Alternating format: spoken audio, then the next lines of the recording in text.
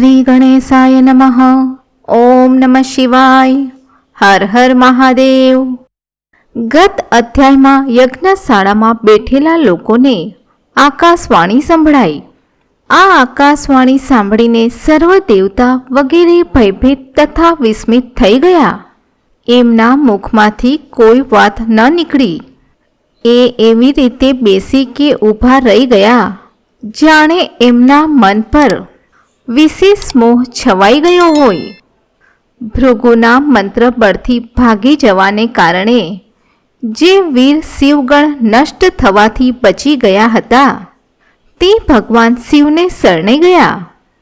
એ બધાએ અમિત તેજસ્વી ભગવાન રુદ્રને સારી રીતે સાદર પ્રણામ કરીને ત્યાં યજ્ઞમાં જે કાંઈ થયું હતું એ આખી ઘટના કઈ સંભળાવી. શિવજીના ગણો બોલ્યા, હે મહેશ્વર, દક્ષ બહુ જ દુરાત્મા અને અભિમાની અહંકારનું પૂતળું છે. એણે ત્યાં પહોંચેલા સતીનું અપમાન કર્યું અને દેવતાઓએ પણ એમનો આદર ન કર્યો. અત્યંત ગર્વથી ભરેલા એ દક્ષે આપને માટે યજ્ઞમાં ભાગ ન આપ્યો. બીજા દેવતાઓ માટે ભાગ હતો અને આપને વિશે ઉચ્ચ સ્વરમાં દુર્વચન ગયા. હે પ્રભુ, યજ્ઞમાં આપનો ભાગ ન જોઈને સતી દેવી કુપિત થઈ ગયા અને પિતાની વારંવાર નિંદા કરીને પોતાના શરીરને યોગાગ્નિ દ્વારા સળગાવીને ભસ્મ કરી દીધું. આ જોઈને 10,000થી પણ વધારે પાર્ષદ લજ્જાવશ શસ્ત્રો દ્વારા પોતાના અંગોને જ કાપી કાપીને ત્યાં મરી ગયા. બાકી રહેલા અમે લોકો દક્ષ ઉપર કુપિત થઈ ગયા અને એ બધાને ભયભીત કરીને વેગપૂર્વક એ યજ્ઞનો વિધ્વંસ કરવા તૈયાર થઈ ગયા. પરંતુ વિરોધી ભૃગુએ પોતાના પ્રભાવથી અમને તિરસ્કૃત કરી દીધા. અમે એમના મંત્ર બળનો સામનો ન કરી શક્યા. હે પ્રભુ, હે વિશ્વંભર, એ જ અમે લોકો આજે આપના શરણે આવ્યા છીએ. હે દયાળુ, ત્યાં પ્રાપ્ત થયેલા ભયથી આપ અમને બચાવો અને નિર્ભય કરો. હે મહાપ્રભુ, એ યજ્ઞમાં દક્ષ વગેરે સર્વ દુષ્ટોએ અભિમાન અને ઘમંડમાં આવીને આપનું વિશેષ રૂપે અપમાન કર્યું છે. હે કલ્યાણકારી શિવ, આ રીતે અમે પોતાનું, સતી દેવીનું અને મૂઢ મતિવાળા દક્ષ વગેરેનું સમગ્ર વૃત્તાંત કઈ સંભળાવ્યું છે. હવે આપની જેવી ઈચ્છા હોય એવું કરો.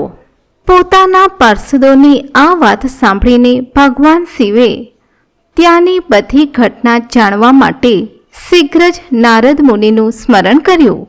નારદ મુનિ દિવ્ય દ્રષ્ટિથી સંપન્ન હોવાથી ભગવાનના સ્મરણ કરવાથી તરત જ ત્યાં જઈ પહોંચ્યા અને શંકરજીને ભક્તિપૂર્વક પ્રણામ કરીને ઊભા રહ્યા. ભગવાન શિવે નારદ મુનિની પ્રશંસા કરી અને દક્ષ યજ્ઞમાં ગયેલા સતીના સમાચાર અને બીજી ઘટનાઓ વિશે પૂછ્યું.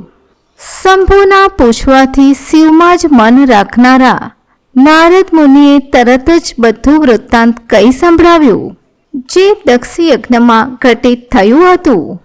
નારદ મુનિના મુખથી નીકળેલી વાત સાંભળીને એ સમયે મહાન રૌદ્ર પરાક્રમથી સંપન્ન સર્વેશ્વર રુદ્રે તરત જ બહુ ભારે ક્રોધ પ્રગટ કર્યો.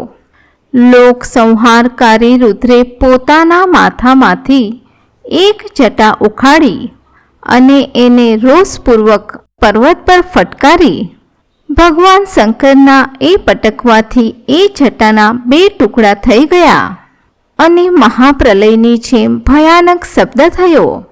એ જટાના પૂર્વ ભાગથી મહાભયંકર મહાબલી વીરભદ્ર પ્રગટ થયા, જે સમસ્ત શિવગણોના આગેવાન છે.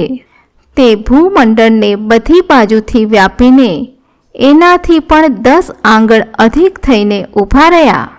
તે જોવામાં તો પ્રલય અગ્નિ જેવા જણાતા હતા. એમનું શરીર બહુ જ ઊંચું હતું. તે 1000 ભુજાઓથી યુક્ત હતા. એ સર્વ સમર્થ મહારુદ્રના ક્રોધપૂર્વક પ્રગટ થયેલા નિશ્વાસથી 100 પ્રકારના જ્વર અને 13 પ્રકારના સન્નિપાત રોગ પેદા થઈ ગયા. ત્યારબાદ જટાના બીજા ભાગથી મહાકાલી ઉત્પન્ન થયા, જે ખૂબ જ ભયંકર દેખાતા હતા. એ કરોડો ભૂતોથી ઘેરાયેલા હતા. જે જ્વર પેદા થાય તે બધા જ શરીરધારી ક્રૂર અને સમસ્ત લોકો માટે ભયંકર હતા. તે પોતાના તેજથી પ્રજ્વલિત થઈ બધી જ તરફ દાહ ઉત્પન્ન કરતા હોય એવું પ્રતીત થતું હતું. વીરભદ્ર વાતચીત કરવામાં બહુ જ કુશળ હતા. એમણે બંને હાથ જોડીને પરમેશ્વર શિવને પ્રણામ કરીને બોલ્યા, હે મહારુદ્ર, સોમ, સૂર્ય અને અગ્નિને 3 નેત્રો રૂપમાં ધારણ કરનારા, હે પ્રભુ, શીઘ્ર આજ્ઞા આપો. મારે આ સમયે કયું કાર્ય કરવાનું છે? હે ઈશાન, શું મારી અડધી જ ક્ષણમાં બધા જ સમુદ્રોને સૂકવી દેવાના છે? અથવા એટલા જ સમયમાં સંપૂર્ણ પર્વતોને દળી નાખવાના છે? હે હર, હું એક જ ક્ષણમાં બ્રહ્માંડને ભસ્મ કરી દઉં અથવા સમસ્ત દેવતાઓ અને મુનીશ્વરોને સળગાવીને રાખ કરી દઉં? હે શંકર, હે ઈશાન, શું હું સમસ્ત લોકોને અવળા સવળા કરી દઉં અથવા સંપૂર્ણ પ્રાણીઓનો વિનાશ કરી દઉં? હે મહેશ્વર, આપની કૃપાથી ક્યાંય પણ કોઈ પણ એવું કાર્ય નથી જે હું ન કરી શકું. પરાક્રમ દ્વારા મારી સમાનતા કરનારો વીર ન તો પહેલાં થયો છે અને ન આગળ થશે. હે શંકર, તમે કોઈ પણ તણખલાને મોકલી દો તો એ પણ વગર કશા પ્રયત્ને ક્ષણભરમાં મોટામાં મોટા કાર્ય સિદ્ધ કરી શકે છે, એમાં કોઈ સંશય નથી. હે શંભો, આપની લીલા માત્રથી સર્વ કાર્ય સિદ્ધ થઈ જાય છે. તેમ છતાં જે આપ મને મોકલી રહ્યા છો એ મારા પર આપનો અનુગ્રહ જ છે. હે શંભો, મારામાં જે કાંઈ પણ શક્તિ છે તે આપની કૃપાથી જ મળેલી છે. આપની કૃપા વિના કોઈમાં પણ કશી શક્તિ નથી હોઈ શકતી.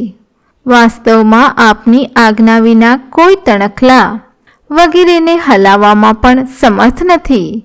હે મહાદેવ, હું આપના ચરણોમાં વારંવાર પ્રણામ કરું છું. હે પ્રભુ, આપ આપના ઈચ્છિત કાર્ય માટે, તેની સિદ્ધિ માટે આજે મને તરત જ મોકલો.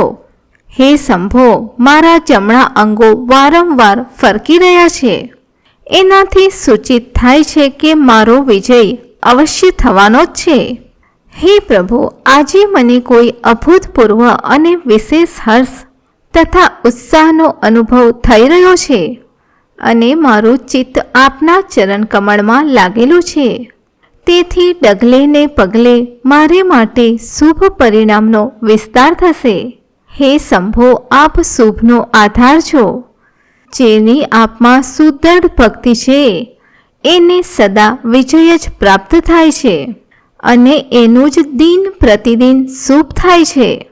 વીરભદ્રની આ વાત સાંભળીને સર્વ મંગળોના પતિ ભગવાન શિવ બહુ જ તુષ્ટ થયા, સંતુષ્ટ થયા અને આશીર્વાદ આપ્યો, હે વીરભદ્ર, તમારો જય થાઓ.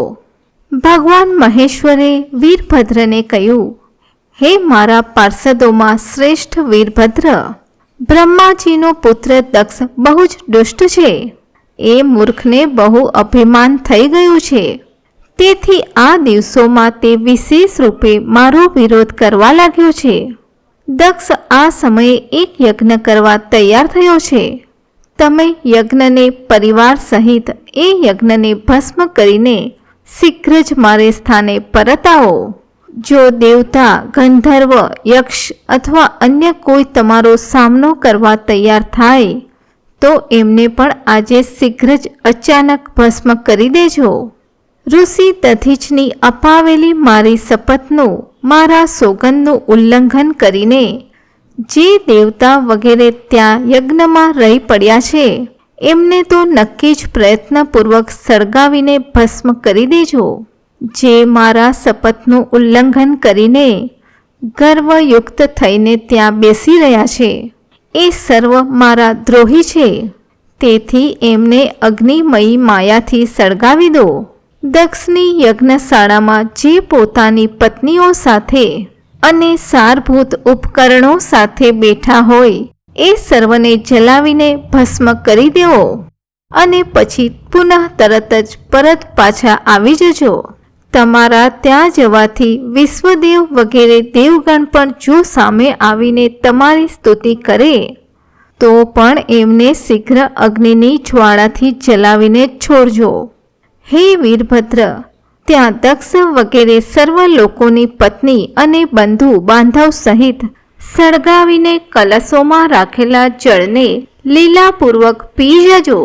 આમ જે વૈદિક મર્યાદાના પાલક, કાળના પણ શત્રુ તથા સર્વના ઈશ્વર છે તે ભગવાન રુદ્ર હોવાથી લાલ આંખ કરીને મહાવીર વીરભદ્રને આવું કહીને ચૂપ થઈ ગયા.